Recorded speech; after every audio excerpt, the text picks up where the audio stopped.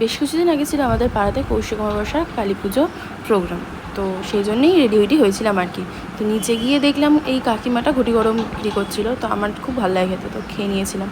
আর এই দেখো মানে পাড়াতে এই এত ভিড় ছিল, আর এটা ছিল আমাদের কালী মন্দির। তোমরা যে বড় ঠাকুর দেখতে পাবে নীল রঙের, তো ওনাদের চোখের দিকে তাকাবে না, মানে আমাদের তাকাতে বারণ করা হয়। তো এইভাবে প্যান্ডেলটাকে সুন্দর করে সাজিয়ে দিয়েছিল, আর প্রচণ্ড ভিড় হয়েছিল। এখানে ছিল ধূপকাঠি আর প্রসাদ দেওয়ার লাইন, মানে প্রসাদটা কালেক্ট এখান থেকেই করতে হবে। তো এই হচ্ছে ঠাকুরকে সাজানো হয়েছিল। মা আর আমি দুজনের সিট নিয়ে ঠিক বসে পড়েছিলাম, কারণ জায়গার প্রচণ্ড অভাব ছিল, কারণ চেয়ারটাও অল্প ছিল। তো এরপরে প্রোগ্রামটা শুরু হতেই চলেছে। আমরা অপেক্ষা করছিলাম কখন গুরজিৎ সিং আসবে। হ্যাঁ, আজকে গুরজিৎ সিংয়েরই প্রোগ্রাম ছিল। তো উঠে পড়েছে স্টেজে গুরজিৎ সিং, এবার আমরা শুনবো ওনার গান।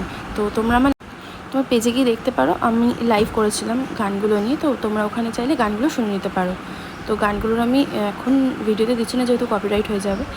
তো দুর্দান্ত গান গায়, আমার খুব ভালো লাগে গুরজিৎ সিংয়ের গান শুনতে, স্পেশালি শ্যামা সঙ্গীত শুনতে তো খুবই ভালো লাগে।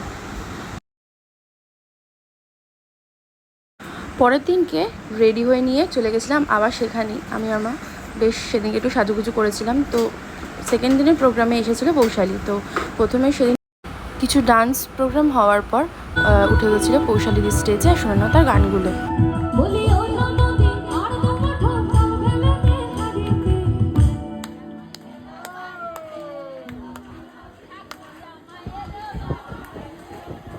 আবার আবার বলছি, আমার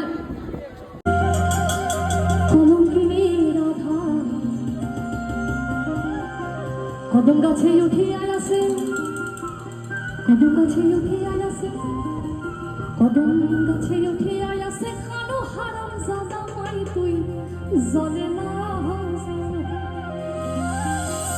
জলে না যাই। আজকের ভিডিওটা গান শুনতে শুনতেই শেষ করলাম, বাই।